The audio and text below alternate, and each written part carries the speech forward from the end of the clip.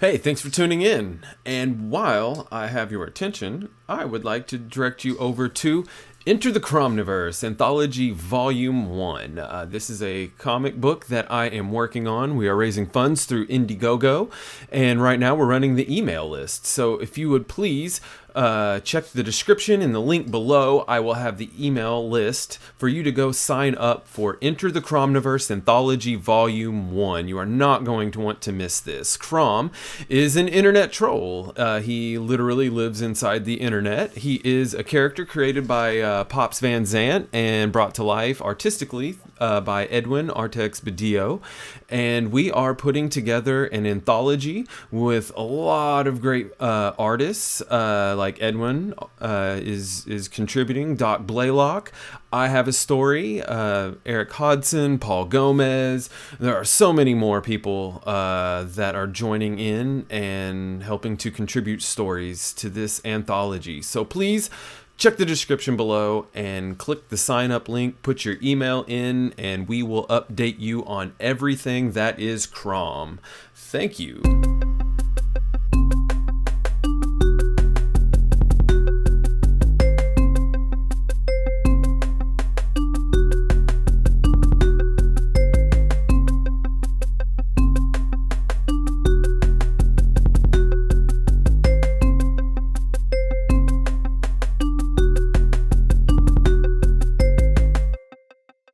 Hello, everybody, and thank you for tuning in to another exciting episode of the Play Nice podcast. Today, I am joined with a very special guest, a very new friend of mine, Pops Van Zant. Thank you for joining me, Pops. What's up? Hey, no, thanks for having me, man. It's always good to talk to you, Ryan, even though we talk to each other all the time. Right. Well, I mean, that's why it's good to talk to you. Like that's what makes it good, is that, you know, it's good talking to each other. And so yeah, man, that's no, it's fun. I'm glad to finally get you on my show, because you've been kind enough to have me out on yours several times, and so that's been a lot of fun, man. I've met a lot of really cool people by coming on your show, man. Like just everybody in the madness is awesome. I can't tell you the amount of cool people that I've met over the last 2 years that, I mean, friendship deep, you know? I mean, there's some awesome people out here doing what you guys do. I just talk about it. You're the one that dragged me into this. I didn't drag you into the madness. So Pops does a comic book networking program. He runs a Facebook group, has a YouTube page. And so, actually, my first question for all of this, because I've been kind of curious about this. I kind of want to go way back, because I know you love comics, because this is how we all came together, is our love for comic books. So, when did you get into comics, and like, what was your first comic book? Like, what was the first thing that you saw? Like, for me, like, I was seeing some of the like early Jim Lee X-Men shit over at my cousin's house, and I just couldn't stop reading it. And so my parents were like, fine, we'll buy Ryan comic books. He's at least reading something. And so like, just like the art of Jim Lee, and like seeing like the old Wolverine stories, like before he had the adamantium claws, like that got me. Like, I mean, he had before it was his bones, like, because like back in the day it was actually spring loaded in him. So what I'm curious. So yeah, I've been kind of curious, like where did that love and passion start from? Well, for me, I had a fourth grade teacher named Mrs. Vota, and she gave me this box of books at the end of the school year, and one of them was the Trojan War. Mm-hmm. Okay, but a kid's version of it. Right. You know, I mean, I was in fourth grade, right? So a kid's version of something that kids could understand. It wasn't too in depth with all the infighting and the gods. It was just, you know, kind of a little action story that kids could read. Now, the last like 10 minutes of every day, she would read from that book. Mm-hmm. And at the end of the year, she hadn't quite finished it yet. And she gave it to me so I could finish it, because I was, I guess, the kid who paid the most attention to the story in class. right? Right. Okay. So I became a mythology nerd. Okay. And then, like a year later, I'm at the grocery store with mom. And back in those days, they had the spinner racks at the end of the checkout line. Oh, I remember those. And I look over, and there's Thor and Hulk on the cover of Defenders 10. And yes, I have this book. Um, Awesome. and I was like, oh, what? That's Madonna. That's Thor. It's not supposed to be in comic books. What is this? Hey, Ma, can we get this? You know, she's like, are you going to read it? And I'm like, well, it's got Thor, Ma, Thor, I Yeah. mean, so that was it. Defenders 10, I think it was 76 or something like that. But it was the last issue in a crossover story between the Avengers and the Defenders. It Okay. starts in like Avengers 114 or 115 and goes to like 119, and it crosses over to Defenders like 7 to 11. Okay. Okay. So here I am with one of the last books of the story. And back in the day, you didn't have a comic book store. You could just go get your back issues. There was no eBay. Right. You went from spinner rack to spinner rack, digging through the back. That's one of them. Yeah. And Yeah. you know what I mean? And you went from store to store. Like the Yep. drugstore had comics, and the supermarkets had comics, and there wasn't really brick and mortar comic stores in the 70s. Yeah. So there was no dollar bins, there was none of that. If you found them in the spinner rack, she was lucky. And Yep. sometimes it's like nobody cared. They'd come in with the new ones and they just jam them in there. And the one you wanted, the only one you could find is the one that was in the back, all mashed up. And Yeah. you It, needed it, though, to read the story, right? So I spent, a good 3 weeks trying to find all the issues of that particular crossover story, and finally got them all. And that was my first, you know, foray into comics, and I became a Marvel nerd. mhm. You know, love Spider-Man, love Thor, love Surfer, love Elektra. Those are my tops. Right there. So Spider-Man's in there somewhere. He's just not on the top. Don't get me wrong. I like Thor. I like the Surfer, and I like Elektra. And everybody likes Spider-Man. Peter Yeah. Parker was like the total weeb, right? He It, was. yeah. Uh-oh. It's Frozen. I connected with Spider-Man a lot, like because we both had glasses. We were both kind of like nerdy and like very had like the whimsical sense of humor. So yeah, everybody loves Spider-Man, which I wish they could actually get him right in the movies. I've resigned to the fact that I'm never going to get to see the Spider-Man that I want to see on screen. Like, because I want to see Well, the the 80s, problem 90s. is they'd have to reboot him again. They'd have to do it again. They've just done it too many times to look. It's like this. Um, if it's a great movie, leave it alone. Yeah. Don't reboot a great movie first. If it's a Nope. great movie, leave it alone. If it's a crappy movie, there ain't a whole lot you can do to make it better. Leave it alone. No. Okay. Putting hot sauce on a turd ain't gonna make it taste better. Quit making movies that have already been done, and come out. Look at all this badass indie stuff. Give us something. Yeah. Pick one of these. Go with it. Make something cool. That's what I'm saying. Because when I started reading in the 80s, like one of the cool things about indie comics is like that was actually on the radar when I started hopping in, because because before Image, like I was reading Bone and Tick, and a lot of those like side comics that weren't quite Marvel, the Teenage Mutant Ninja Turtles. And so there's, along with like, the Marvel stuff, and then when Todd McFarlane and Jim Lee and all of them, Rob Liefeld got together and they all broke off to Image to make an independent comics company.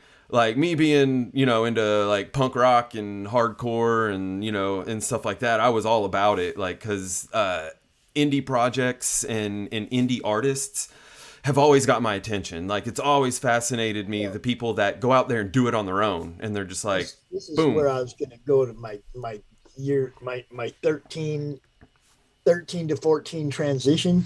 When I went from 13 years old to 14 years old, I found the fabulous Furry Freak Brothers. Okay. And I had also found the fabulous Funky Reed.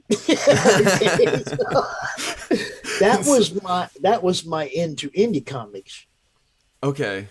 Was head comics, Feds and Heads.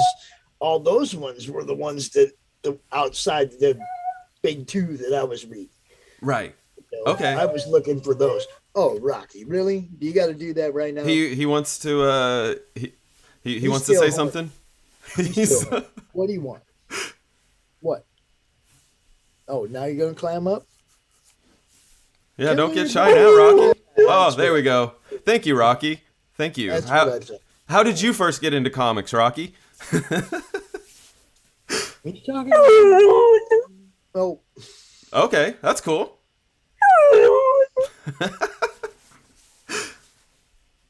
And then he leaves. And then he just walks away. Is that? Yeah, he just had to say his piece and then go on. You know, I gotta respect that. I'm streaming. They got to come in here and talk to everybody. Now he's mad because I'm talking about him. See, he's like, right. Oh, but like, I don't know. I mean, you know, this is the 4th comic collection I've had in my life. Okay. You know, I mean, build one, lose it, build one, lose it, build one, lose it. And I'm not going to go into the reasons why. But no, it happens. My first comic collection was lost in a house fire. Like when I was in middle school, like our house burnt down, we lost everything. I had a second printing of Teenage Mutant Ninja Turtles issue 1 in it.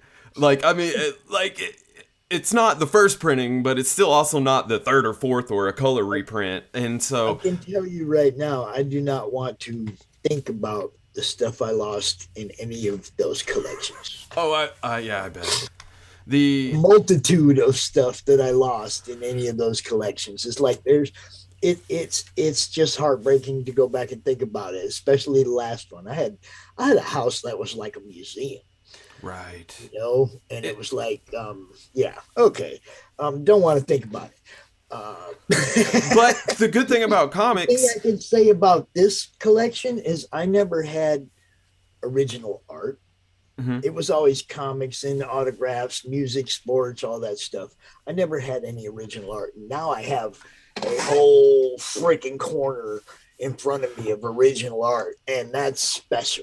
You know, some of it's published even. You know, I mean, you can't beat that, man. I saw Hex Allen tagged you in some Crom pictures he sent you with original art. Oh, see, he was the first one to ever draw a sketch card of Crom. Okay. So yeah, I just saw you posted it on Twitter or something like that. I was scrolling through real quick and I was like, oh, that's awesome. And then yeah, I think Lola Meets has that. She won that in a contest when he was drawing it. And it okay. Like, you know, but yeah, that was the first one. That was a long time ago. You know? Yeah. And I have 2 now because 6 a.m. Comics. Okay, let's see. Let me get this right. Okay, the one on this side is Marseille Phillips. Uh-huh. This guy I just got from Mark Marianelli of 6 a.m. Comics, the CG, the CG Wrestling Federation dude. He drew this one, like Old Man Crom. Check him out. So, dude, I won that on Don Chim's trivia stream. You know, there's so many cool things going on. Yeah. In our family right now, you know, so many cool things going on in this family. So just, you know, everybody keep track of what's going on. I just locked in my press passes for Hollow Heroes Comic-Con on March 5th. Nice. So you're going back. You get to finally go back out to the cons. I'm going to that one. I'm going to Grand Rapids Comic-Con. I'll be there. So I'm glad that they're doing some early spring ones. It might be a little chilly at the beginning of March in Elkhart, but I don't have to Yeah. stand in line, yo. I get to walk right in. The okay, and so the Madness Comic Network, that was something you started for comic conventions. When did you start doing that? This is what happened. Um, I had this madness group. There's probably about 400 people in it at the time, okay, on Facebook. And some very cool people, Brian Polito, Monty Michael Moore, Greg Horn, some people have been in the madness for a long time, Mhm. were very early members. And when Emerald City went down last year and they said there ain't going to be no con, a whole bunch of my friends went, oh, crap, because they had paid for tables at this place. They were all excited to go, and then all of a sudden they had no place to make their money. They had put money in the tables in travel expenses and hotel expenses and all that, and then they were told no. Right. So a lot of them didn't even get their money back. They were told, we'll give you a spot next year. And this wasn't just that con. This was cons all summer long. So I asked Brian Polito, I'm like, Brian, what are you going to do? Brian said, well, I'll probably just ship everything back home and have me a big old sale this weekend on my channel and on my, Facebook page and everything. And Brian has a huge following. So that was an easy thing for Brian to do. And he sold all the Emerald City stuff, all the Comic Con or con covers that they had done for Lady Death for, I think there was a Greg Horn one. There's a bunch of them. Right. Come on, Rod, chill out, dude. So, I asked Brian, he said, yeah, I'm just going to ship everything back home and have me a little sale. And I was like, well, that's awesome. But everybody else doesn't have that kind of pull, that kind of fan base, that kind of, um, spot out here on social media. Right. So I said, okay, I'm going to start doing an online Comic Con. And the very first weekend, April 2020, we did this. And then we did it all 3 days. I did it all day Friday, all day Saturday, and all day Sunday. And this was the equivalent of my organizational skills, Ryan. Mm-hmm. I grabbed the nearest thing when I said, hey, we're going to do this. And people started going, I want to be in. I grabbed the nearest thing handy, which was a paper plate that I had just ate the sandwich off of. I wrote down, I just started writing down the names and giving everybody a time slot. And you can see this is how it ended on Sunday night. Yeah, With Brian Brian Polito. Polito. So we had a really, I had an amazing experience. I was like, this was fun. And everybody was like, yeah, Pops, you gotta do this again. So I started doing it every month. And at that time it was the first weekend of the month. Okay. And as we got through the year, it interfered with my birthday, my son's wedding. It was like, okay, we're changing this to the freaking end of the month, Yeah. It interfered with everything, man. It was horrible. I even had to have Phil Leon and Pete Vasquez do, I think it was CromCon 13, because I was at my son's wedding. Right. And that's something you can't miss. Yeah. I mean, so I did a couple of very drunk cameo appearances.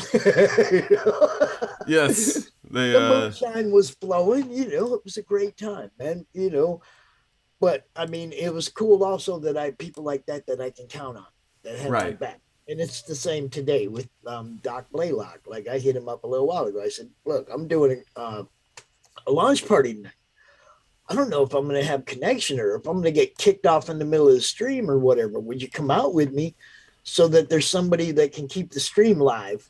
Right. And, keep, go for an hour in case I get kicked out. So, I mean, I have great people that I can count on that got my back to make sure that this show goes on. It's a lot of work, but it's a lot of work by a lot of people. Yeah. And the fun factor is probably equal to or a little greater than the amount of work that is put in. More fun as we've gone along, as there's more fan interaction, there's more people in the chat, there's more, as new Yeah. people come in and want to be part of it. Because like some people, they get it. They're like, okay, if I don't got something to push, I'm not just gonna come take up a spot in the con, right? Right. And they'll leave that spot for the people that actually have a campaign, or are right close to getting ready to launch or whatever. It's like the people understand each other. They work together. It's an awesome network. The Comic Related Madness family on Facebook. You wouldn't believe it. Probably the most Comicsgate friendly group on Facebook. Yeah. I mean, It's really the only, like, everyone else, like, because I'm in several different comics groups on chat. Like, I'm not too active because they are, like, they're also very, like, no Comicsgate at all. If you post or anything like that, we'll remove you. And so I'm like, well, like, I'm friends with a lot of those guys, so I don't want, like, I'm technically, like, like, I'm technically Comicsgate, like, I'm, but, like, I'm not gonna, I also don't put my pronouns on my bio either, so I'm not gonna just, like, I'm not the labeling type, but I'm like, man, I like all those guys, they're a lot of fun. They put out some it's books. okay to put up things like me, myself, and I. Yeah. And so I'm like, whatever I choose to label myself for whatever part of my life is absolutely none of anybody else's fucking business. And the way you label you is none of my business. So everybody just needs to be them and get along is kind of my view on it. And so I'm just like, man, if they're going to be like gatekeeping and actively trying to keep out decent people that are independent artists, then like I'm just not gonna stay active with your group. Well, I mean, I've had to leave people behind, but because of the way they've come at me personally, not because of he said, she said crap out there. They ain't my business, Yeah. But if it comes to my door, or I mean, if you come to knock on my door and then you shit on my porch, you're probably not coming in. Right. Exactly. I mean, I will promote anybody as long as they're cool to me and my people. Yeah. As soon as you start trashing me and my people, you probably get left behind. It's it's that simple. And you'll never hear me out there saying, "Don't back this guy's book," but you might not hear me talking about that guy's book. And one of the cool things about the Madness Network that I liked is that you are one of the first Comicsgaters that I ran into that are actually promoting and very friendly with people that aren't Comicsgate. And like, and those people are, which I really like, because nobody cares what you are doing. Like, just as long as you're making good indie books, like everyone in the Madness community just doesn't really care. Cool. You want to be with them, be with them. You, I'll be honest with you. I've done 23 CRoMcons now. I've had 2 people in all of that time that wouldn't go on my show because there was somebody from the other side of the fence on. Only 2 people out of all these shows. That's cool. I'm not going to name them. But it was one was on one side of the fence and one was on the other. And it was like, but I'm just saying, it's like most everybody that I talk to that I'm down with, man, they don't want to mess with them. They just want to, promote their book. They want a place to promote their book where they're not going to be, crashed. And that's what the Madness is. We promote everybody. Rocky, I know, dude. I know. You can't have none. We won't let you go impregnate her. You're just going to have to deal with it, bro. I am having a rough time, man. Yeah, I know. Like, hopefully she gets out. Hopefully his girl gets out of heat soon, so he can calm down. Like, he's like, Pops is cock blocking me. I'm trying to get some. Blame me. It's like, well, you don't need puppies running around right now. She's old. She don't need to. We're protecting her from him. She's old. She don't need that. Yeah. I'm sorry, dude. No cougars for you. And as fun as they are, none for you. I am, the one I do claim Crack Pack every day. Bow. They're one of the most fun groups on the internet, man. I do get down with them, man. They have a blast, which is one of It's all the. about. That's why I try to tell people, man. It's like, have fun. If you're not having fun, you're probably in the wrong business. Yeah. Comic is supposed to be fun. Yeah. You know? Like, before I knew it, I'm not I'm 40, but I'm too damn old to be not trying to have fun. Like, if I'm not having fun from 40 on, then I just need to check out. Because, like, I tried my best to have fun all my life. Okay? Yeah. That's, I'm one of them people that it's like, I realized that there's only one thing that we get to take with us, and that's our spirit. That's it. Who we are on the inside. That's the only thing. If there is a place to transcend to, that's the only part that gets to go. So have a good time now, because you ain't gonna be here long, and that might be all there is. Yeah.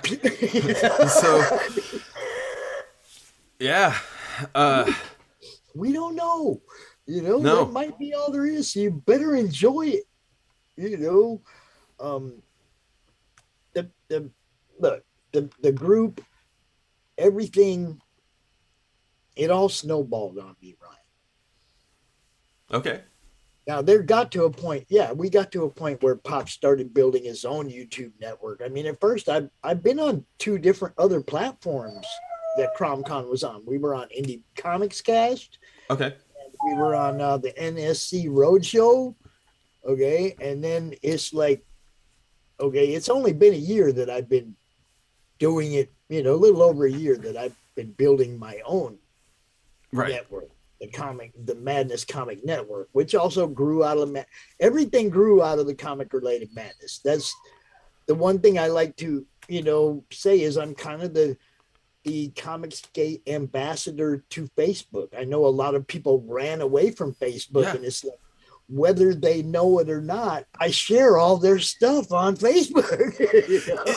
Yeah, and like, because that's one of the things about most of the creators in CG is like, damn near none of them are on Facebook. Like, they all, like, as soon as Facebook got weird, like several streams in the madness, you see all their projects in the madness. I'm that one guy. I'm not, when they go, oh man, I've been shadow banned. I've been no, watch this. Bam, bam, bam, bam, bam. And like, I'll share and post your stuff everywhere if I find out that they're trying to hold. If I find out big tech's trying to hold people down, that just makes me work harder. Just like back in the beginning with Florida Man, when I first met Mike Barron and Reddit banned Florida Man. And it was like, I took him out in front of the biggest platform that I knew. I took him to Indie Bowl. I was like, man, we got to get out here and talk about this, Yeah.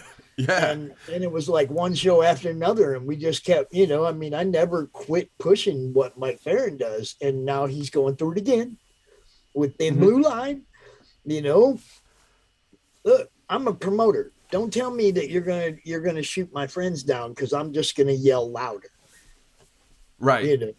So love you, Mike.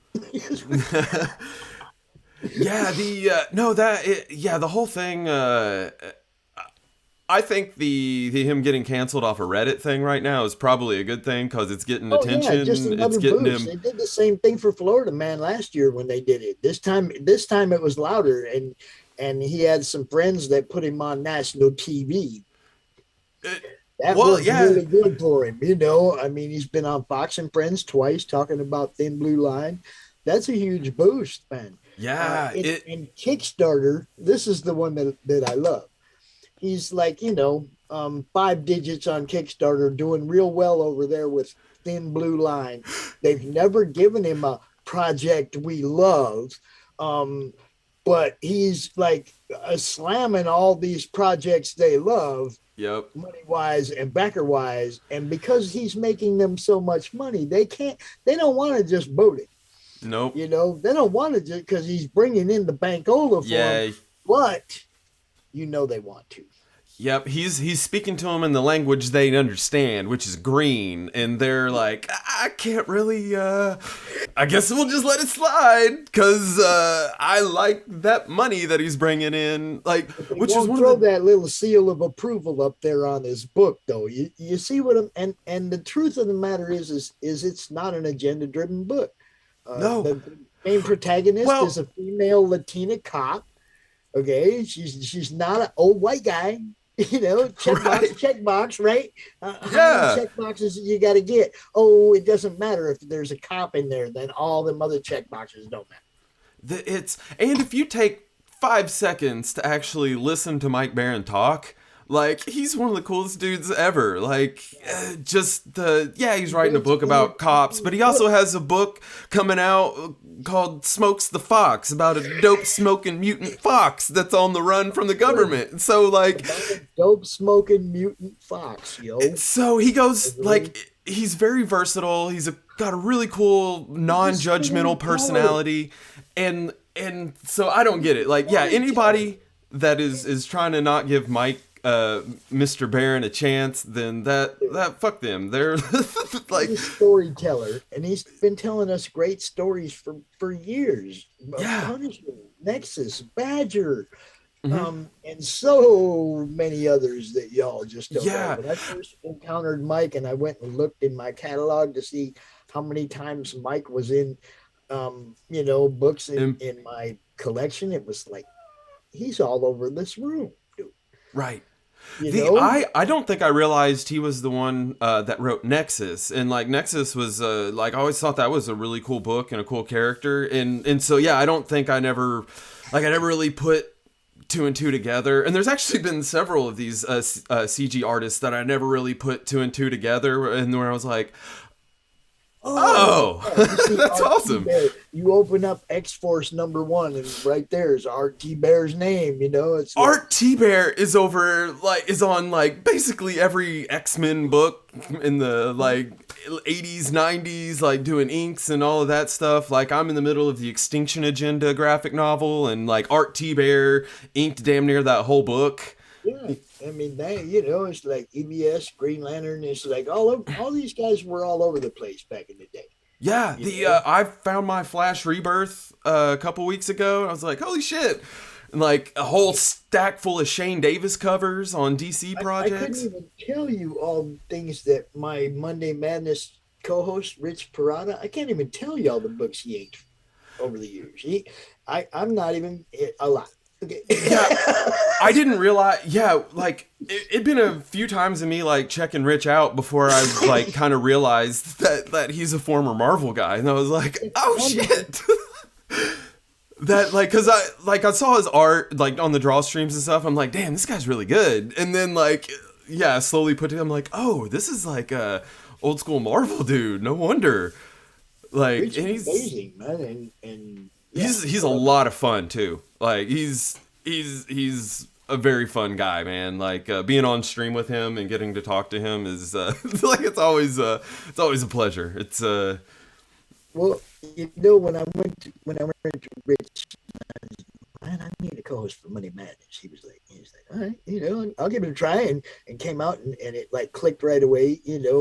We had a good time, and now the first time I came up with the idea for a concept for a comic book of my own, I went to Rich, and I was like, hey, yo, Rich, man, I got this idea, and I didn't get half the sentence out before he was like, yeah, Pops, I'm in. that's So awesome. who is Big D Wild, Rich? Huh? Who is Big D Wild? That is the question. And that don't have nothing to do with the CRoMniVerse. That's, we're turning Rich loose. We're turning Rich loose. So, I mean, he's gonna have, I mean, he has his story in the Incantessi, which is amazing. Mhm. But this is we're gonna test the limits of how far Rich is willing to go. With the, it's yeah, that is no, that's awesome. And yeah, no, I wrote it down. Believe you me, I when he volunteered to do 5 sketch cards for the Oh, yes.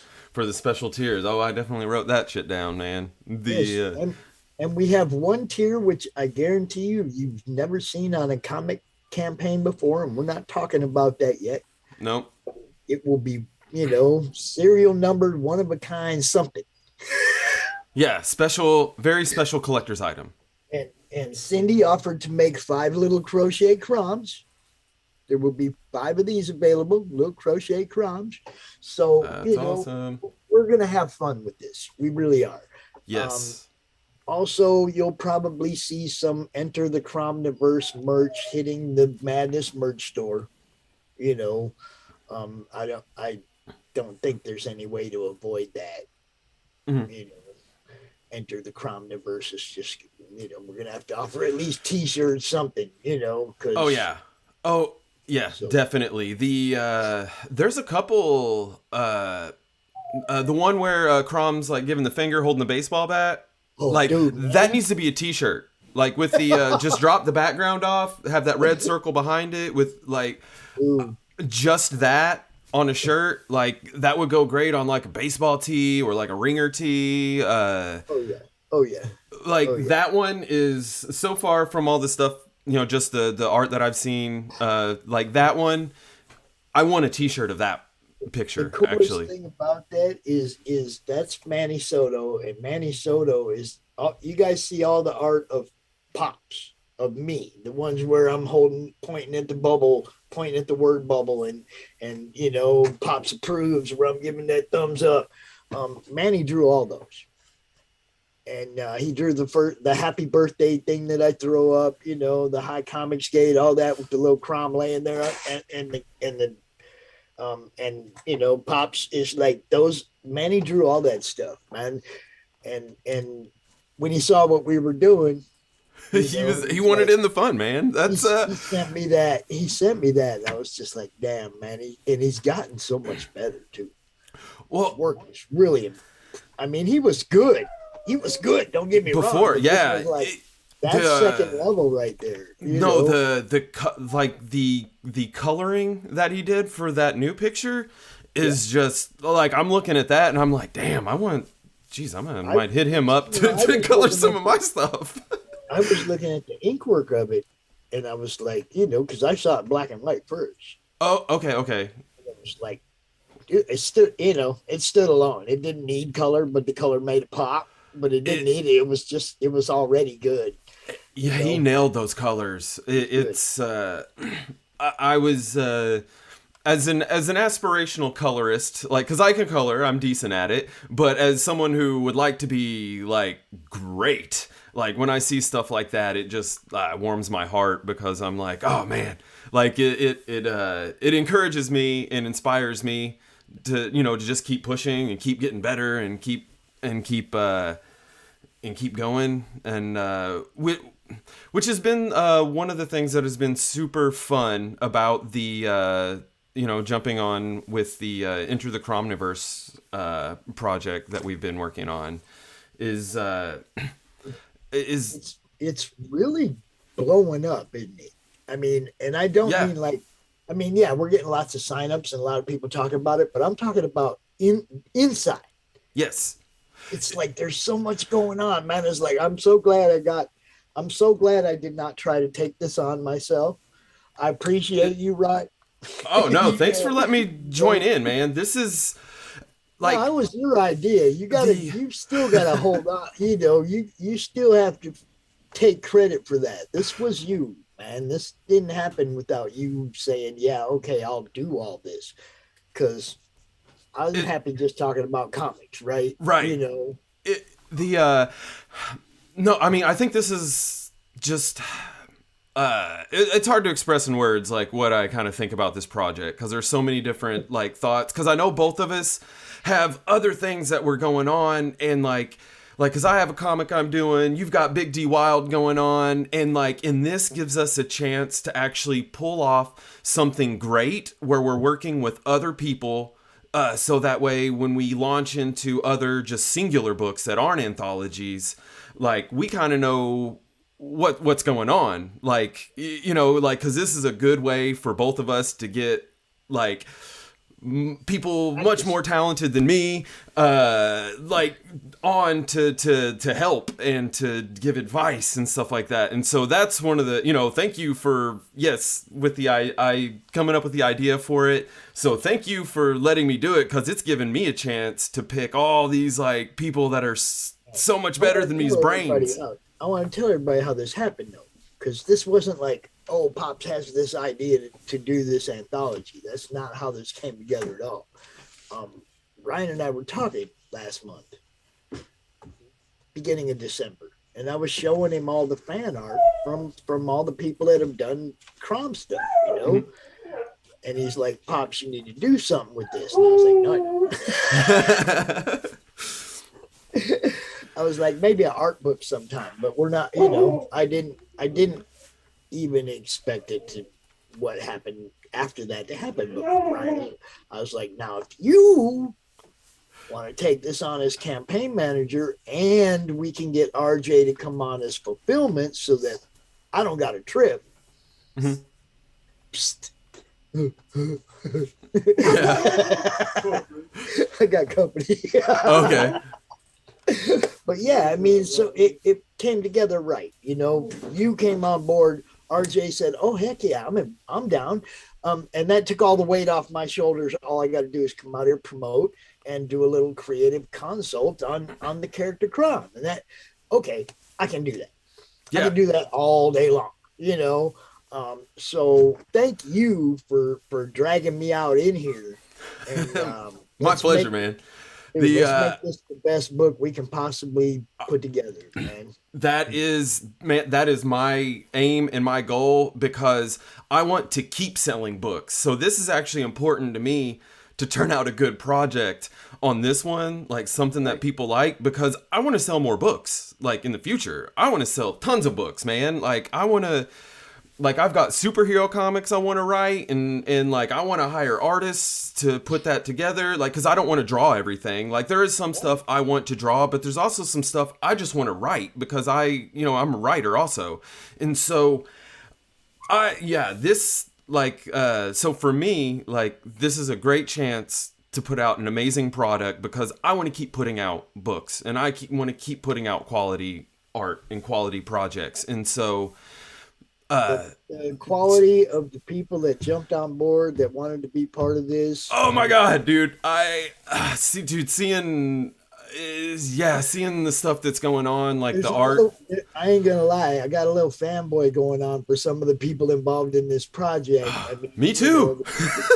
Me too, man. I have Jim O'Reilly original art of my walls. I have Glenn Fleming original art. These guys coming on wanting to be part of this project, just like, yeah. Eric Hodgson, I got to meet him just last year at Grand Rapids Comic Con.